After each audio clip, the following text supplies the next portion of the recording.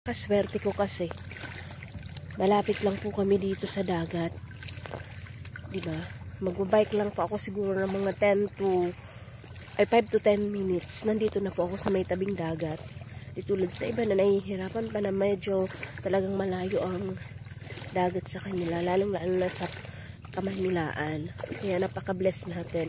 Alam niyo po ba yung feeling na kapag tayo ay masama yung pakiramdam natin, yan, punta lang po tayo sa tabing dagat, mawawala at marirelease yung stress o anumang pakiramdam na nararamdaman natin ngayon.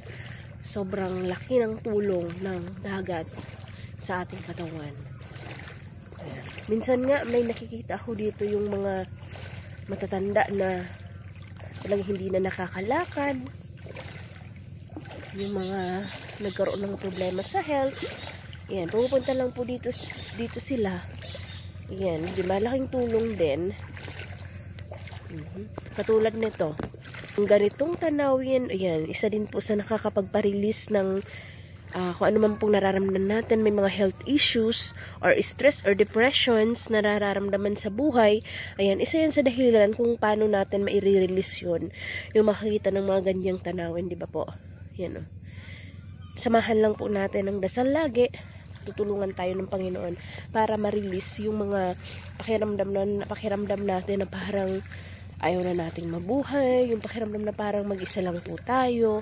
Ayan, hindi naman po yun maiiwasan sa buhay natin na makaramdam tayo ng mga ganyan. So, lagi po natin tatandaan na meron pong Panginoon na gagabay sa atin. Ayan mga ka-daily, samahan niyo po ako na maglakad dito sa tabing dagat. Like and share and follow and subscribe po sa mga madadaanan ng videos ko po ito. Pwede po kayo mag-comment kung taga-saan po kayo para alam ko po kung saan nakakarating ang aking mga long videos. Ayan, thank you for watching. God bless. Bye-bye!